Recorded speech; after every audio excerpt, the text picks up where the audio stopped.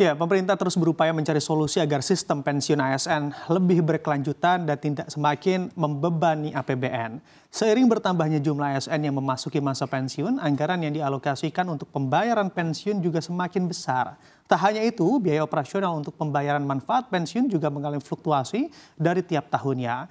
Jika tidak ada perubahan skema yang signifikan, tentunya beban negara akan terus bertambah dan berpotensi mengganggu stabilitas fiskal dalam jangka waktu yang panjang. Lalu bagaimana sebenarnya tren jumlah ASN dan anggaran pensiun selama ini? Mari kita bahas di siang hari ini dalam Bebani APBN, pemerintah ubah skema dana pensiunan ASN.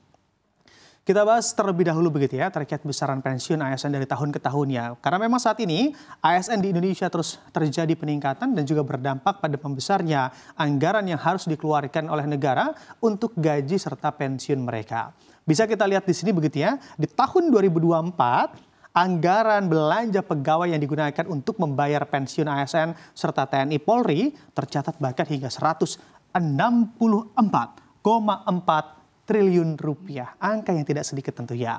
Angka ini naik 8,96% atau sekitar 10,4 triliun rupiah per tahun dibandingkan dengan tahun sebelumnya.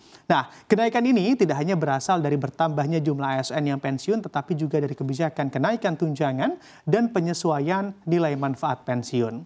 Jika tren ini terus berlanjut tanpa ada perubahan skema, maka anggaran pensiun ASN akan semakin membebani APBN di tahun-tahun yang akan datang.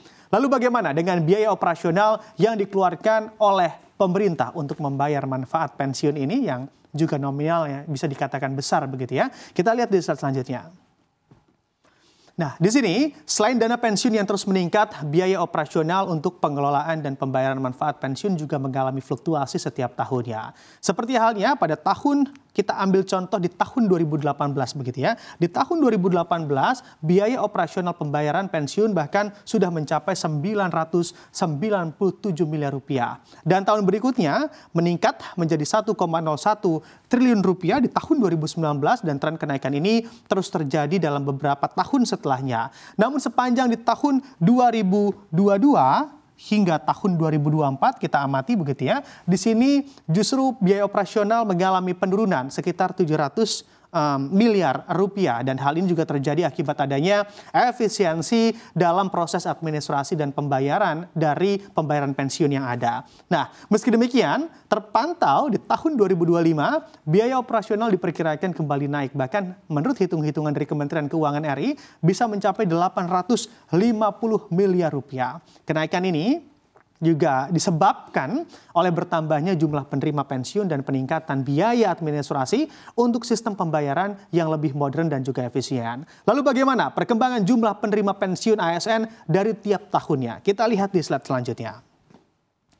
Nah, bisa kita lihat dari data ini, seiring dengan semakin banyaknya ASN yang memasuki masa pensiun, jumlah penerima manfaat juga pastinya terus bertambah. Bisa kita lihat di sini, pada tahun, kita ambil contoh di tahun 2020, di sini jumlah penerima pensiun ASN serta TNI Polri tercatat ada di angka 3,2 juta jiwa orang begitu ya. Dan di sini memang 4 tahun kemudian atau di tahun 2024, di sini, nah ini mengalami meningkat atau mengalami peningkatan bahkan di angka 3,6 juta orang. Nah, peningkatan ini menandakan bahwa memang setiap tahunnya ada ratusan ribu ASN yang memasuki masa pensiun dan otomatis menjadi penerima manfaat dana pensiun negara. Dengan tren yang terus terjadi peningkatan ini, tekanan terhadap APBN pastinya akan semakin besar dan jika tidak segera diantisipasi, maka tentunya anggaran pensiun bisa semakin membengkak dalam beberapa dekade ke depannya. Dari hal ini, pemerintah juga harus mulai menyiapkan langkah-langkah strategis untuk mengubah skema pensiun ASN agar lebih sustain atau lebih berkelanjutan. Lalu seperti apa perubahan skema pensiun yang akan diterapkan oleh pemerintah kita? Kita lihat di slide selanjutnya. Ya, sebagai upaya menekan beban APBN yang semakin besar, pemerintah berencana mengubah skema pensiun ASN dari sistem pay as you go menjadi fully funded. Nah, ini juga skema yang tentunya akan diterapkan oleh pemerintah ke depannya. Pay as you go berarti seluruh dana pensiun ASN dibayarkan menggunakan APBN tahun berjalan yang artinya menjadi beban langsung bagi negara setiap tahunnya.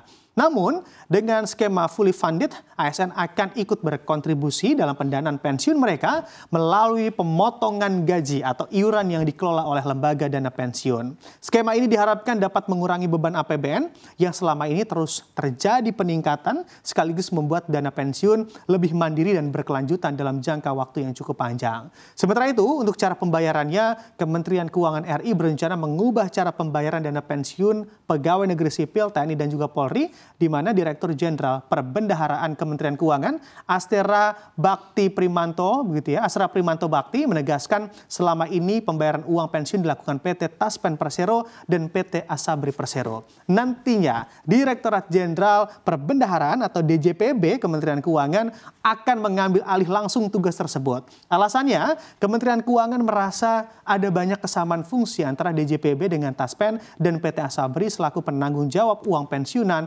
dari ASN, TNI, dan juga Polri. Namun, untuk perubahan dari skema pensiun ini tentu membutuhkan proses transisi serta regulasi yang cukup matang agar bisa berjalan dengan efektif ke depannya. Ya, dengan terus meningkatnya jumlah ASN, TNI, Polri yang memasuki masa pensiun setiap tahunnya, pemerintah memang perlu segera mencari solusi agar sistem pensiun tetap berkelanjutan dan tidak membebani APBN secara terus-menerus. Dan dari sini, perubahan dari skema Pay as you go ke fully funded menjadi salah satu langkah utama yang tengah dipersiapkan agar mana dana pensiun lebih mandiri dan tidak sepenuhnya bergantung pada anggaran negara.